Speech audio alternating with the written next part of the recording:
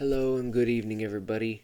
I wanted to talk to you a little bit for the next couple of minutes about some of the research that I had done and my personal views on the Gospel of Luke and the Book of Acts, or I could just say the Book of Luke Acts, because it was originally written actually as one singular book, one singular letter to a man named Theophilus. So Luke traveled a lot with Paul.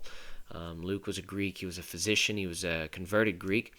And as he traveled, he noticed a need to record all of these events that he had seen in the spreading of the gospel throughout the earth. And but that took time and it took money. Things like parchment and ink, sometimes they weren't very cheap, and taking the time to do so was sometimes very costly.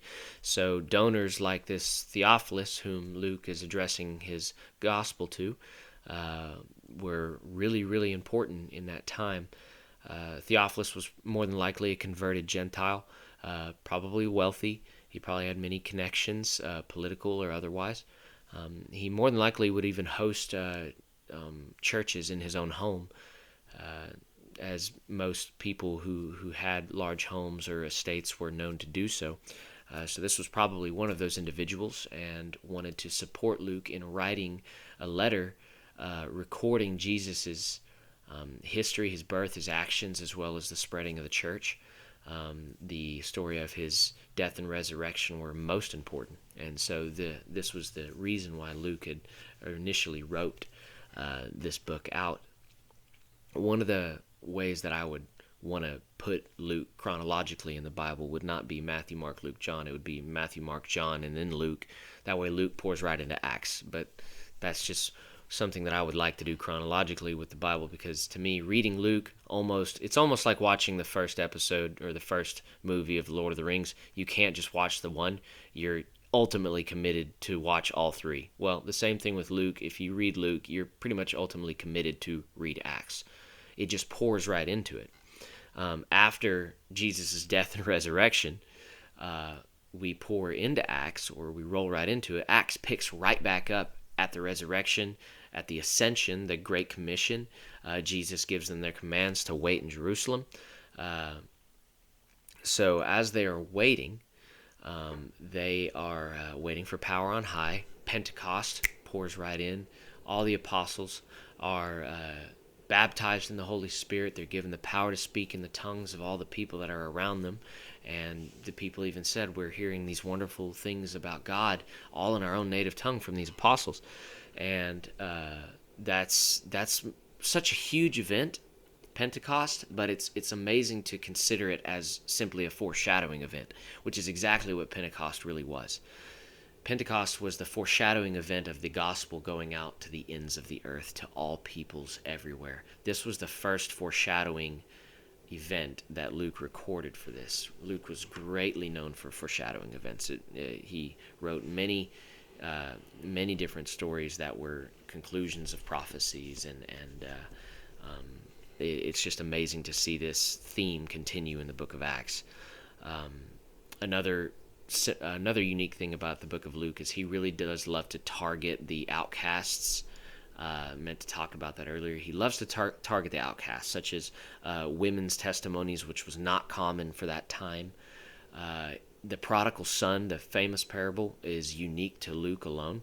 Also, the recounting of the road to Emmaus, that alone was unique to the book of Luke as well. And I think it's because he genuinely wanted to target the outcast, or the maybe not so well heard crowds, because that's the way the Gentiles were seen to the Jewish Gospels. And so at first, that it would be hard as a Gentile to receive this Jewish message. It's because Jesus was Jewish. He was known as the King of the Jews. And so to receive that kind of gospel, Luke had to really use his words to target very specific groups. I think he did an amazing job of it. So rolling into Pentecost, right after Pentecost, we get another foreshadowing event, Philip's ministry, where he shares the gospel with the eunuch. The eunuch takes this gospel back to Africa, which we know. And so that's another foreshadowing event of the gospel going to ends of the earth.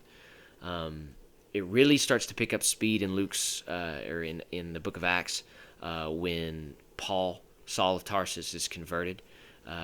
As he's persecuting the church, he's converted to Christianity, and we switch gears real fast.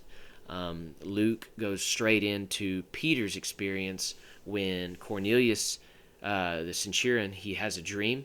He sees Peter in this dream. He sees a man bringing him the good news of Christ, and Peter likewise sees a vision, and he knows these two men are going to come and bring him to Cornelius' home. He does, shares the gospel to Cornelius.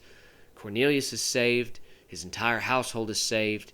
All of it is confirmed in the baptism of the Holy Spirit. They begin speaking in tongues as well. So this is a confirmation that the Gentiles are able to receive the gospel of Christ. And because of that confirmation, most of us today have been preached the gospel. Because of this confirmation, it showed that there was an immediate need for an evangelical mission to the ends of the earth to share the gospel to everyone. And because of that, we kick off Paul's missions, his first, second, and third missionary journeys, all the way to his final imprisonment in Rome. So we see this escalation of foreshadowing events to finally just snowball into this massive event of sharing the gospel in a wide-swept way that we see God was preparing the whole time through all the tragedies, through all the hardships. And during all this writing, it's such a beautiful way that Luke writes it out. I love Luke the most and the book of Acts because it's like reading a novel. He puts it in really story form, and I love that. I love historical documents, and I love fictional documents as well. Or fictional stories like Lord of the Rings, and stuff like that. I think Luke really does a great job of bringing this in a novelistic type of way to where it's not only easy to read, but it's truly, truly entertaining to read. It's not just a possibly dry chronological foretelling of some events.